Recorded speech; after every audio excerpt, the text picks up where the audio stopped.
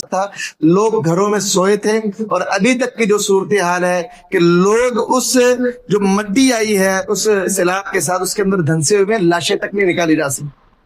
حالانکہ پیشین گوئی سارا کچھ تھا۔ انسان بے بس ہے، جب اللہ کسی چیز کا فیصلہ کر لیتا ہے نا، انسان رب کے فیصلوں کا مقابلہ نہیں کر سکتا، انسان کے اندر یہ طاقت نہیں ہے۔ اس لیے جب ہمیں اللہ نے یہ طاقت دی نہیں تو ہمیں اللہ تعالیٰ کی طاقت کے سامنے سر نگو ہونا چاہیے اور اللہ تعالیٰ کی باتوں کو ماننا چاہیے۔ یہ 2 سالوں سے ہم یہ سن رہے ہیں کہ بادل پھٹ پڑے، کلاؤڈ برسٹ ہوا، جس سے یہ سیلابی صورتحال کا سامنا ہوا۔ یہ بارش اللہ تعالیٰ اسے اپنی رحمت کے طور پر متعارف کرواتا ہے قرآن سے کہ یہ میری رحمت ہے، لیکن قرآن کا اگر ہم مطالعہ کریں نا تو اللہ نے اسی بارش کو اپنے عذاب کے طور پر بھی متعارف کروا رکھا ہے۔ سورہ قمر کے اندر طوفان نوح کا تذکرہ ہے، جب جناب نوح نے دعا کی نا، رب انی مغلوب فانتصر، اللہ میں مغلوب ہو گیا ہوں پس تو ان سے بدلہ لے۔ انہوں نے بات نہیں مانی، سرکشی کی ہے۔ فانتصر کا معنی نا مدد کر، اس کا ایک معنی ہے بدلہ لے، انتقام لینا بھی معنی ہے اس کا۔ نبی نوح نے دعا کی، اللہ میں مغلوب ہو گیا ہوں، یہ قوم کفر میں ڈٹی ہوئی ہے، بات نہیں مانتی، اللہ ان سے بدلہ لے۔ اللہ نے پھر بدلہ کیسا لیا؟ فَفَتَحْنَا عَلَيْهِمْ أَبْوَابَ السَّمَاءِ بِمَاءٍ مُنْهَمِرٍ، اللہ کہتا ہے ہم نے آسمان کے دروازے ایسے پانی کے ساتھ کھول دیے جو زوردار طریقے سے برسنے والا تھا۔ یہ جو کلاؤڈ برس کوئی آج کی چیز نہیں ہے۔ نبی نوح کی قوم پہ جو عذاب آیا ہے وہ عذاب وَفَجَّرْنَا الْأَرْضَ عُيُونًا فَالْتَقَى الْمَاءُ عَلَىٰ أَمْرٍ قَدْ قُدِرَ، زمین سے چشمے پھوٹ پڑے اور آسمان اور زمین دونوں کا پانی مل گیا اور وہ ہو گیا جس کا ہونے کا معاملہ اللہ نے طے کر دیا تھا، وہ معاملہ ہو گیا۔ اب اللہ تعالیٰ قرآن میں کہتے ہیں کہ جو طوفان نوح آیا وہ زمینی نہیں تھا، زمین کا پانی ضرور اس میں شامل تھا، لیکن اللہ کہتا ہے وَفَتَحْنَا أَبْوَابَ السَّمَاءِ بِمَاءٍ مُنْهَمِرٍ، ہم نے آسمان کے دروازے کھول دیے ایسے پانی کے ساتھ جو بڑے زوردار طریقے سے برسنے والا تھا۔ تو یہ اللہ کا انداز ہے، کبھی اللہ اس بارش کو رحمت بنا دیتا ہے، زمین کے لیے زندگی بنا دیتا ہے، فصلوں کے لیے غذا اور خوراک بنا دیتا ہے، کبھی یہی رحمت اللہ تعالیٰ عذاب کی صورت میں بھی نازل فرما دیتا ہے۔ اس لیے محترم بھائیو، ہر وقت اللہ تعالیٰ سے پناہ مانگنی چاہیے اس کے عذابوں سے، اور آزمائشوں سے اللہ کی پناہ میں آنا چاہیے، کیونکہ کسی وقت بھی اللہ تعالیٰ بندوں کو عذاب میں مبتلا کر سکتا ہے، آزمائش میں مبتلا کر سکتا ہے، اور اللہ کو پوچھنے والا کوئی نہیں۔ محترم بھائیوں، اللہ تعالیٰ قرآن میں نا یہ جو سیلاب آتے ہیں، زلزلے آتے ہیں، وبائیں آتی ہیں، ان کے حوالے سے اللہ بتاتا ہے کہ میں یہ کیوں بھیجتا ہوں۔ اولا يرون انهم يفتنون في كل عام مرة او مرتين ثم لا يتوبون ولا هم يذكرون، اور کیا وہ دیکھتے نہیں کہ ہر سال ہی 1 مرتبہ یا 2 مرتبہ وہ آزمائے جاتے ہیں، آزمائش میں مبتلا کیے جاتے ہیں، پھر بھی وہ توبہ نہیں کرتے اور نصیحت حاصل نہیں کرتے۔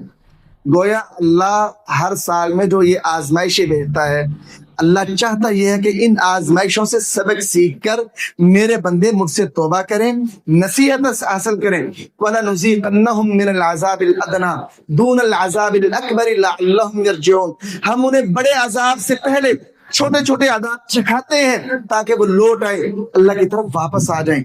وَظَهَرَ الْفَسَادُ فِي الْبَرِّ وَالْبَحْرِ بِمَا كَسَبَتْ أَيْدِي النَّاسِ لِيُذِيقَهُم بَعْضَ الَّذِي عَمِلُوا لَعَلَّهُمْ يَرْجِعُونَ، زمین میں خشکی اور تری میں جو فساد برپا ہو گیا ہے یہ لوگوں کے ہاتھوں کی کمائی ہے، لیکن اللہ تعالیٰ نے جو یہ سزا دی ہے یہ تمہارے بعض عملوں کا نتیجہ ہے، سارے اعمال کی سزا نہیں دی، کچھ گناہوں کی سزا اللہ نے دی ہے، اور دی کس لیے ہے دنیا میں؟ لعلہم یرجعون، تاکہ تم واپس پلٹ آؤ۔ یہ جو سیلاب ہوتے ہیں نا، یہ پیغام ہوتا ہے، اللہ کی طرف سے تنبیہ ہوتی ہے، اللہ آپ کو متنبہ کرنا چاہتا ہے کہ میرے بندو تم بڑی غفلت کی نیند سوئے ہوئے ہو، مجھ سے بڑے دور ہو چکے ہو، میری نافرمانیوں کے اندر تم پڑے ہوئے ہو، او بندو جاگ جاؤ، اللہ کی طرف واپس پلٹ آؤ۔ اللہ یہ تنبیہ کرتا ہے، متنبہ کرتا ہے تمہیں، اور اللہ اس بات کو قرآن میں کہتا ہے وَلَنُذِيقَنَّهُم مِّنَ الْعَذَابِ الْأَدْنَىٰ دُونَ الْعَذَابِ الْأَكْبَرِ لَعَلَّهُمْ يَرْجِعُونَ، ہم ضرور بے ضرور تمہیں بڑے عذاب سے پہلے چھوٹے عذاب دکھائیں گے تاکہ تم واپس پلٹ آؤ۔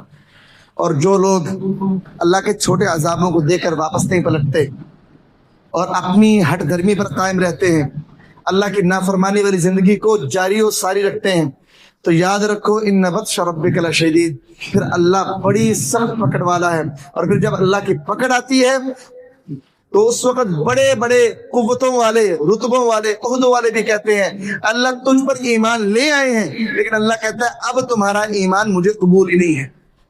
फिरौन बड़ी कुव्वतों वाला था, उसकी कौम पर क्या क्या अजाब नहीं आया। अल्लाह सूरह आराफ में बताता है फअरसलना अलैहिम तूफाना, हमने उन पर तूफान को भेजा।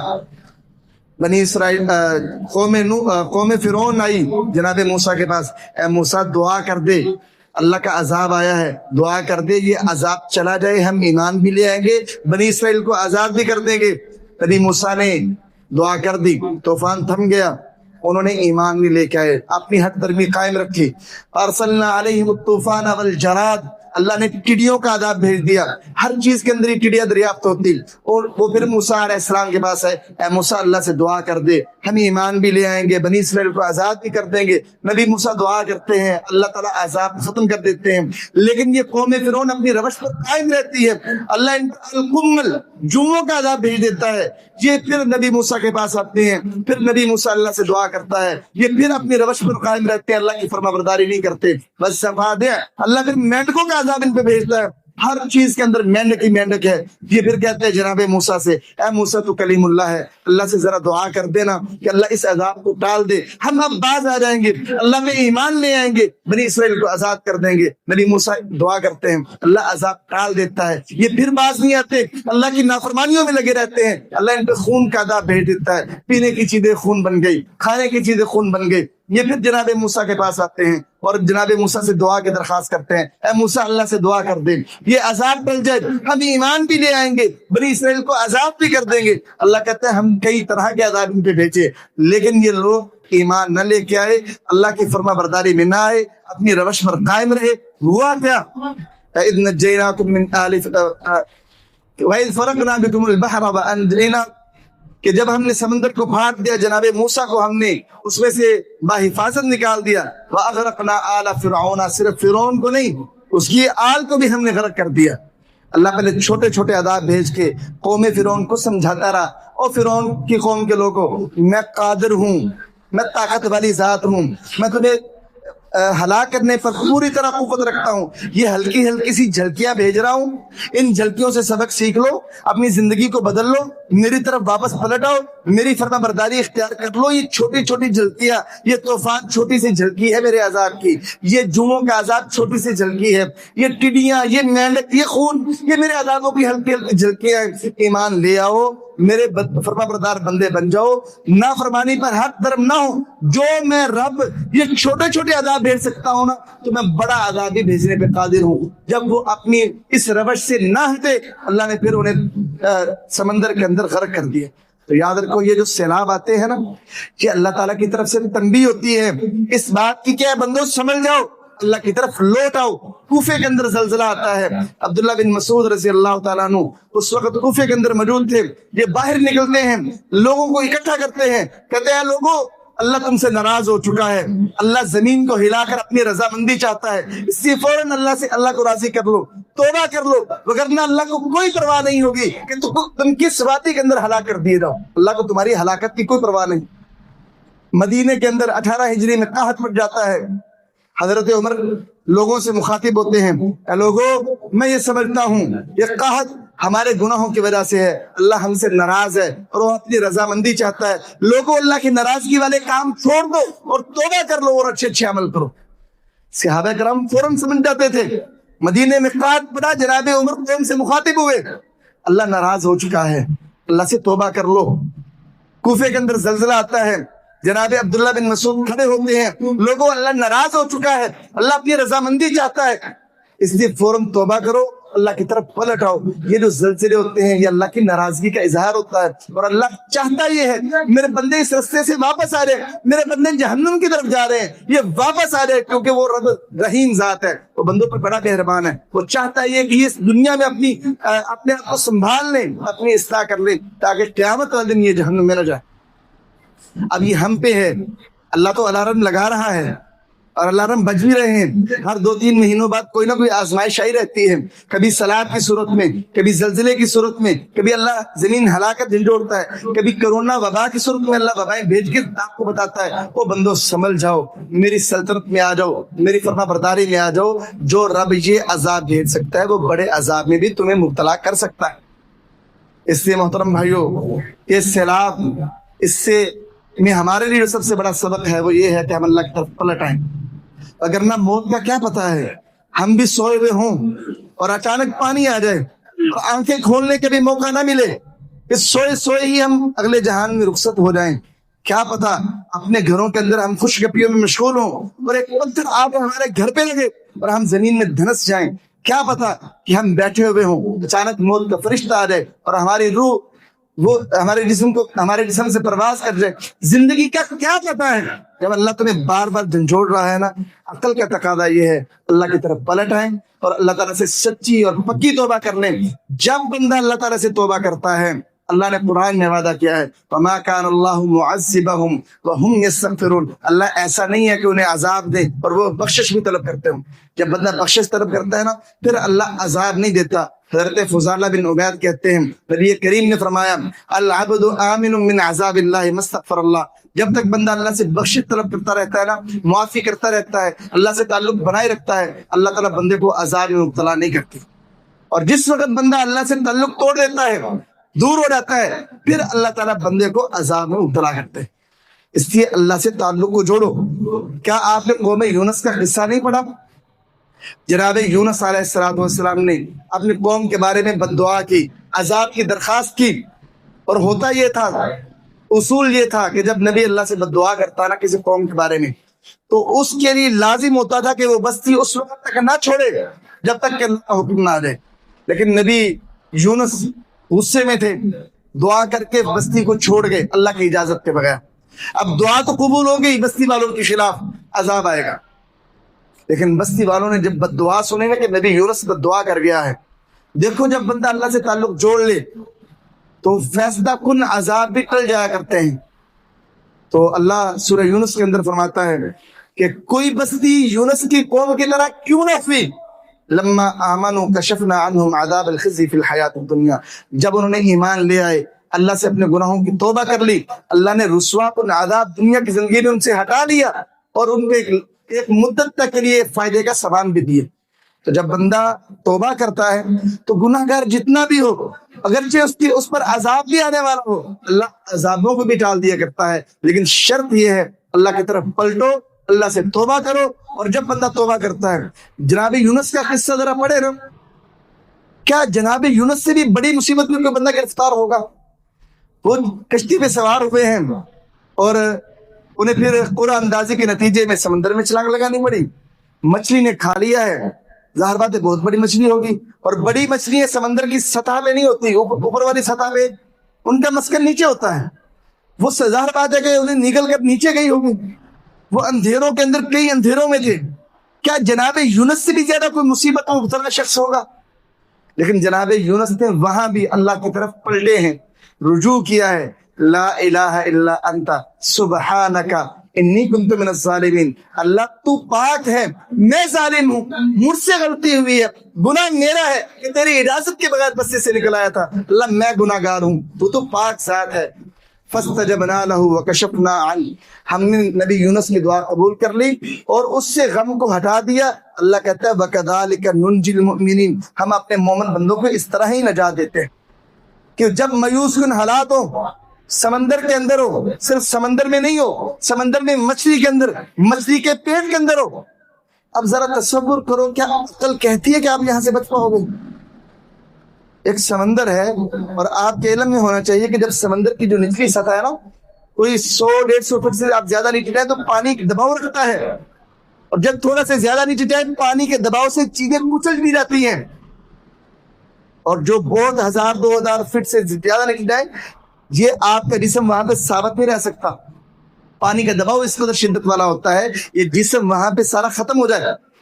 اب نبی یونس کی حالت یہ ہے کہ مچھلی کے پیٹ میں ہے اور سمندر کی تہ میں ہے، اللہ سے دعا کرتے ہیں لیکن اللہ سے توبہ کرتے ہیں۔ نبی یونس کو یقین ہے کہ جب میں اللہ سے توبہ کروں گا، اللہ سے دعا کروں گا، اللہ سے تعلق بناؤں گا، اللہ ضرور مجھے نجات دے گا۔ اس لیے محترم بھائیوں، یہ جو ہلکی رسی اللہ نے ہمیں جھلک دکھائی ہے نا، سوات کے اندر، بونیر کے اندر، سوابی کے اندر، مینگورا کے اندر، یہ ہمارے سنبھلنے کے لیے ہے۔ اور میں سمجھتا ہوں کہ شاید کہ اللہ تعالیٰ کی طرف سے ہم پر بہت بڑی مہربانی ہے کہ اللہ تعالیٰ نے ڈائریکٹ ہم پہ عذاب نہیں بھیجا۔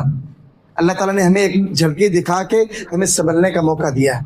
اللہ چاہتا جس طرح کے ہمارے گناہ ہیں، اللہ ڈائریکٹ عذاب بھیجنے پہ قادر ہے اور برحق تھا، لیکن اللہ مہربان ذات ہے، اللہ تعالیٰ نے صرف ایک جھلک دکھا دی کہ تم لوگ سنبھل جاؤ۔ اور یہاں پہ کچھ لوگ عجیب سی باتیں کرتے ہیں، اس سوات کے اندر چونکہ وہاں پہ ہوٹل ہے، وہاں پہ یہ ہوتا ہے، یہ ہوتا ہے، گناہ بہت زیادہ ہوتے ہیں، اس لیے وہاں پہ اللہ نے عذاب بھیجا، اور پنجاب شاید محفوظ ہے۔ ایسی باتیں نہیں کرنی چاہیے۔ ایک امام تھے، وہ کہا کرتے تھے کہ اگر گناہوں کی بدبو ہوتی نا تو شاید میرے پاس کوئی بندہ نہ بیٹھ سکتا۔ اگر آپ کے گناہوں میں اللہ نے پردہ رکھا ہے، اس کا مطلب یہ نہیں کہ آپ دودھ کے دھلے ہو۔ گناہ ہمارے بھی بڑے ہیں، صرف ان کے گناہ نہیں ہیں، ہمارے بھی بڑے ہیں۔ یہ تو اللہ کی رحمت ہے کہ اللہ نے ہمیں اپنے عذاب سے محفوظ رکھا ہے، اور اس پر اللہ کا شکریہ ادا کرنا چاہیے ہمیں اللہ کا، اور آئندہ کی زندگی اللہ کی فرما برداری میں گزارنی چاہیے۔ اور یہاں پر ایک بات اور بھی سمجھو، یہ جو عذاب آتا ہے نا اللہ کا، ایک تو وجہ یہ ہوتی ہے کہ بندے اللہ سے توبہ نہیں کرتے، اس وجہ سے آتا ہے۔